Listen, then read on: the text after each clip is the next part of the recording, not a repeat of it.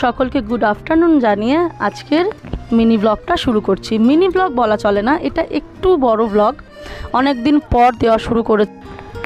তো দেখো, গুডলের আজকে দোকান তাড়াতাড়ি ছুটি হয়ে যাওয়াতে বিকেলবেলায় গুডলে বললো চলো একটু পার্কে ঘুরে আসি। তোজোকে নিয়ে আমি একা সচরাচর পার্কে যাই না, তার কারণ আমার ভীষণ ভয় হয়, ও ভীষণ দৌড়াদৌড়ি লাফালাফি করে। তো আমরা একটু দূরের পার্কেই এসেছি, সেটা হচ্ছে টলিগঞ্জ লেকে যে পার্কটা রয়েছে সেখানে আমরা গেছিলাম। তোজোর খুব ইচ্ছা ছিল ওখানে যাওয়ার, অনেক দিন ধরেই বলছিল। তো ভুল করে আমরা একটা ভুল জায়গায় চলে গেছিলাম, মানে অন্য লেকে, সেখান থেকে আমাদের অনেকটা হেঁটে হেঁটে আবার যেতে হয়েছে। তো এই যে মোটামুটি হেঁটে হেঁটে আমরা পৌঁছে গেছি। এটা হচ্ছে, আমি প্রপার পার্কের নাম জানি না, বাট আমার ছেলের কথা এটা হচ্ছে গরিলা পার্ক। তার কারণ এই গরিলাটা যখনই আমরা টলিগঞ্জ থেকে আসি তখনই কিন্তু ট্রেনে করে এই গরিলাটাকে দেখা যায়। আর আমার ছেলের ততবারই যাওয়ার খুব ইচ্ছা ছিল, যাওয়া হয়নি এতদিন। তো তোমরা গরিলাটাকে দেখো, দেখে আমি পার্সোনালি ভীষণ ভয় পেয়েছি, কারণ মারাত্মকভাবে হাঁ করে রয়েছে, বড় বড় দাঁত। তোর ভেতর দিয়ে বাচ্চাটা যেভাবে স্লিপ কেটে বেরোচ্ছে, কোনো ভয় নেই। তো সত্যি কথাই। তো যাই হোক, দেখো আমার ছেলেও অবশেষে বেরিয়েছে, ভীষণ খুশি, এতদিনের ওর এত অপেক্ষা আজকে শেষ হয়েছে। তো ওর খুশির জন্যই সবটা করা। আমি তো গরমে পাগল হয়ে যাচ্ছিলাম, তো তারপরেও আর কি। তো গরিলায় 2-3বার স্লিপ খাওয়ার পরে ওর এবার চোখ পড়েছে অন্য স্লিপে। আমার ছেলে স্পেশালি ভীষণ স্লিপে চড়তে পছন্দ করে, দোলনা অন্যান্য জিনিসের থেকেও স্লিপ ভীষণ পছন্দ। তো দেখো এই স্লিপটাতে আবার উঠেছে, কিন্তু এই স্লিপটা একটু নড়বড়ে ছিল, নড়বড়ে বলতে না, প্রপার স্লিপ কেটে বেরোনো যাচ্ছিল না। তো আর কি ওই পা দিয়ে দিয়ে ব্যাঙের মতো তো চলে আসছিল। তো ভীষণ মজা করেছে ও, তো ওর মজাতেই আমরাও খুশি। তো দেখো জরাজীর্ণ অবস্থা আমাদের, কিন্তু প্রত্যেকটা বাবা মাই তার বাচ্চাকে নিয়ে শুধুমাত্র ওদের একটু আনন্দের জন্য, একটু খুশির জন্য প্রত্যেকটা বাবা মা তাদেরকে নিয়ে এসছে। তো এই তো দেখো, মানে প্রচুর স্লিপ ছিল, স্লিপের যেগুলো থাকে না সেগুলোই বেশি ছিল পার্কে। দোলনা বলো আর আদার্স একটু কম ছিল, স্লিপ নানা ধরনের স্লিপই বেশি ছিল। তো আমার ছেলেও পাগল দেখে, মানে যেদিকে এই চোখ যাচ্ছে, মা ওটায়, মা এটায়, মা ওটায়। তো ও যাই হোক, তো মজা করুক আর কি, সবসময় তো আশা হয়ে ওঠে না। তো এই তো দেখো এই স্লিপটা একটু ভাঙা ছিল, ওকে বলছিলাম যে এটা চড়িস না, তো ও তো স্লিপ যেহেতু এটা ঘোরানো আবার ভীষণ পছন্দ করছিল। তো যাই হোক, তো দেখো স্লিপটা চড়ে আর কি বেরিয়ে এলো।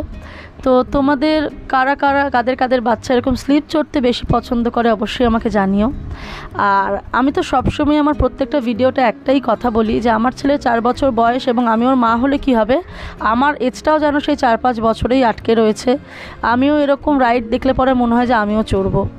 তো সেই মতোই আর কি, দেখো এখানে একটা রাইড ছিল, এটাকে কি বলে আমি জানি না, তো আমিও ওর সাথে একটু চড়ে নিলাম।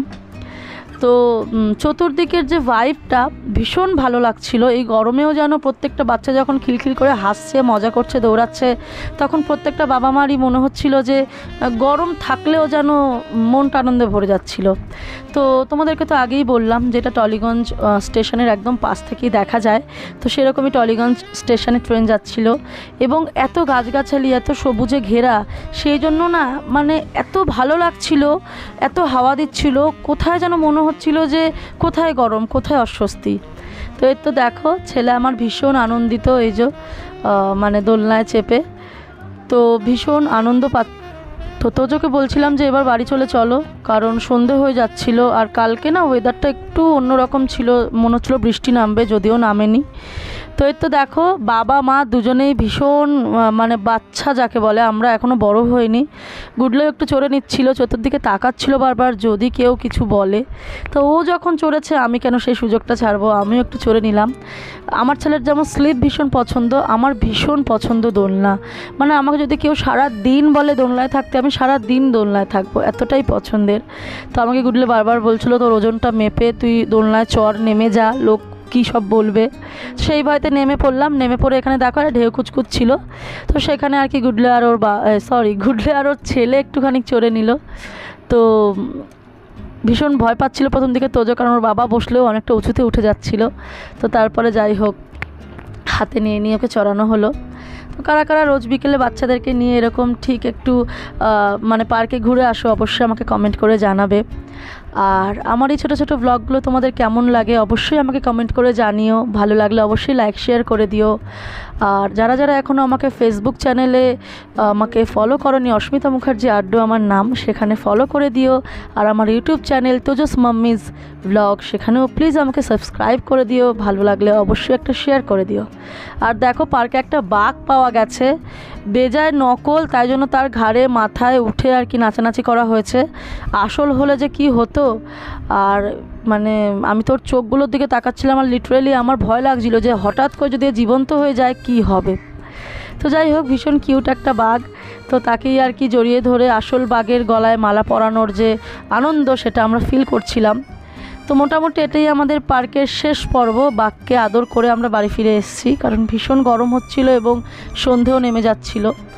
তো দেখো মোটামুটি গরিলাকে আর বাঘকে আমরা টাটা করে মোটামুটি বাড়ির পথে এই যে চলছি, ছেলে আর আমি নাচতে নাচতে। আমি তো জানোই সবসময় মানে মা, সেটা আমাকে কেউ বলবে না, আমার ভিডিও দেখলে সবাই হয়তো মনে করবে আমি ছোট্ট বাচ্চাই কেউ। তো যাই হোক, তোমরা কারা কারা ঠিক এরকমভাবে বাচ্চাদের সাথে মজা করতে পছন্দ করো অবশ্যই আমাকে কমেন্ট করে জানিও। আর এখানে দেখো ভীষণ লেকে না হাওয়া দিচ্ছিলো, সেটাই তোমাদেরকে আমি তুলে ধরলাম।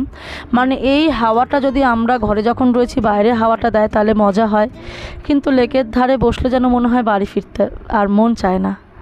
তো যাই হোক, আজকের ভিডিওটা এখানে শেষ করছি। সবাই ভালো থেকো, সুস্থ থেকো, পরের ব্লগ নিয়ে খুব শিগগিরই আসবো।